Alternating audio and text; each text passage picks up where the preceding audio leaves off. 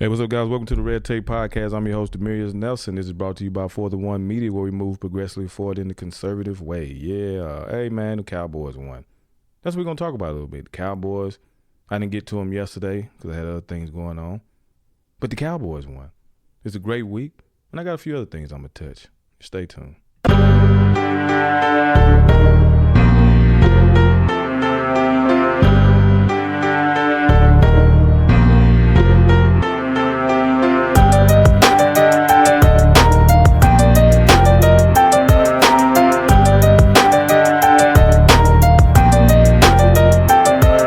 As always, it's a good week when the Cowboys win because we just finished preseason like I seen on the internet. We finished preseason. Who we beat the first game? Who we had the first game? Giants, Redskins, and Miami. Preseason's over with. Like the guy said, it's time to get to the real season because we got New Orleans coming up, and oh, how I hate New Orleans. See, a lot of people from New Orleans have moved, infiltrated Dallas, and they just walk around just getting on your nerves, man. New Orleans this, New Orleans that. And the reason why they get on my nerves is because I know before, when they used to have those paper bags over their head, they all were Cowboy fans. Their team won one Super Bowl, and now they all over. It's just all the Cowboys ain't nothing. New Orleans. And I get it because New Orleans been close a lot of times. And I respect Drew Brees because he's from Texas, you know. He representing. Sean Payton, he used to live in the area. I don't know if he still do, so I dig it. But, man, I can't stand it when they win. Because one thing about them boys from the NO, they're going to let you know for sure. They're going to let you know that their team is good and the Cowboys are doing what they always do, is be mediocre. But I think that's over with. I really think with bringing Zeke back, I don't agree with the money, but I do agree with him getting his money because, hey, if you know your worth, you don't play for anything less. And that's in anything you do. And I definitely I said with Zeke and the new running back Pollard, we got something. As long as Dak can play in his game, play his game, and continue to do what he do, we got a chance. So it's a sweet thing. It's great. I was listening to Skip Bayless today. He said that Dak is on another level, even better than Patrick Mahomes. Now, I don't agree with all of that. I feel like we beat Miami 31-6. If we would have had Patrick Mahomes, we would have probably beat them 50-something to 6. That's how I feel. But we also don't have that coach. Andy Reid is a heck of a coach. So that's something that I was thinking about, man. I'm so excited. Because we get a real test this weekend on Sunday Night Football, and I'm glued in. Phone will be off. Everything will be off. I don't want to hear nothing but did we handle business? At 10:30, 10:45, did the Cowboys handle business or did they let it go? So we need to go down to New Orleans and lay them down. How y'all feel about that? I know y'all like, yeah, man, it's Cowboy fans all over the world. So y'all know how it is. If you ever get a chance to come out here and go to a game, I recommend going to the game. So anyway, with that being said, man, and the excitement what's the day? Tuesday. I'm still excited. It's a great day. I'm still excited about what's going on with the Cowboys and how we look. I think our defense could get better. I think we definitely got to get some more pressure, especially this weekend against them boys, against New Orleans, because they're going to be ready. If we get some pressure, we got a great chance. If we don't get pressure, it's going to be a long game, probably a shootout.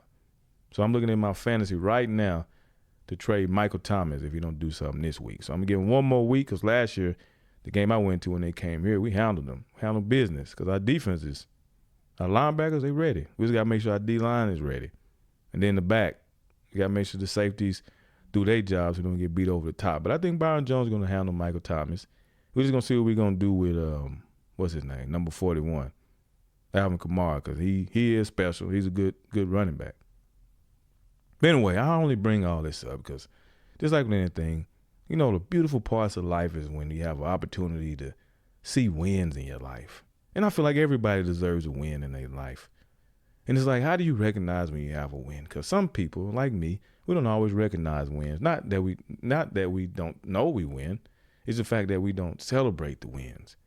And I feel like in life, you have to celebrate the wins. Every moment you can win, you need to celebrate it. Because life is difficult. Life is hard. So when you have those moments of, even though you haven't achieved the big goal moments of quick celebration to give thanks and to understand and thank those people around you that continue to help you. You ace the test. You know, you go do what you do to have fun. You know, moderation, guys, until you achieve that goal and you can just go all in. But, you know, just little wins. You aced the test. You did good in the speech. You know, your relationship and you just dating and you hit 6 months or a year, you know, you have a little celebration because you know it's not easy dealing with someone else. It's hard enough dealing with yourself and then you add somebody else. So when I see team sports, the reason why I always bring that up is because it's quite an accomplishment, even though it's a child's game, because these men decide to come together, to work together for one common goal. And even though they all have individual aspirations and things they want to achieve for themselves, they know they can't get that accomplished unless they come together and work. And that's significant because, as y'all always know, I always talk about the community and the importance of teamwork. I learned teamwork growing up with 4 siblings. Mom, dad, we learned teamwork. And then it was taught to me more in detail through sports. And then I joined the military and I joined a bigger team because that's strictly life and death. Now, football is about winning. You know, you want to win, you want to grow. I advise every parent to put their child in some type of activity that's a team sport so they can understand how to deal with other people. Especially if you didn't grow up like you just the only child, or you don't have a big family, you don't have cousins. You definitely need to learn how to operate so you don't grow up awkward. And people treat you different because you're awkward because you don't know how to deal with people. So every parent out there, put them in some sort of sport. You don't have to be good. Just be good at socializing. That's really what the point is. And if you happen to be blessed with athletic ability and you can achieve something greater than just playing child sports to become a professional or even just being a collegiate athlete, that's awesome too. But the point is the team. And the point is celebrating with the team. That's why I'm so excited when I see these men come together and play in unison, on one accord, like an orchestra. You know, like just seeing a composer put it all together and play that tune that sounds so sweet. And that's when you get the W. So when you get the W, you know how hard it is in life just to get to the end of the week through practice, through all the grueling nights of study and everything like that to make it. And then when you make it, you win, you execute, like the Navy SEALs say when they go in and handle business, execute. That's a great thing. So when you get a win, celebrate, because that means you executed.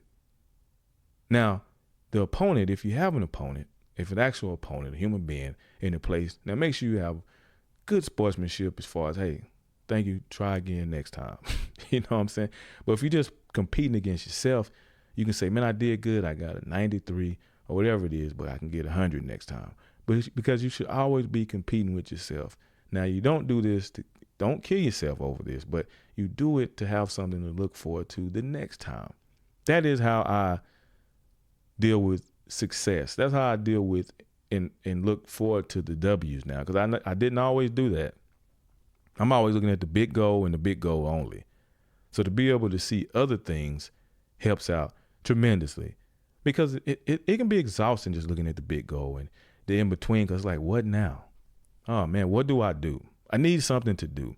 So it's a great thing. It's a wonderful thing. It's a glorious thing when you can celebrate, especially with those you care about, those you love, but to celebrate with yourself on that victory that you had. It's amazing. So do it. Congratulate yourself. Say thank you. Hey, say good job. There's nothing wrong with that. That's a confidence builder. Don't be overconfident, but there's a confidence builder, because that means the method that you use in that moment worked. Now, you might have to change the strategy up for the following week, like football. You might have to do something else different, but you know you have something to build on.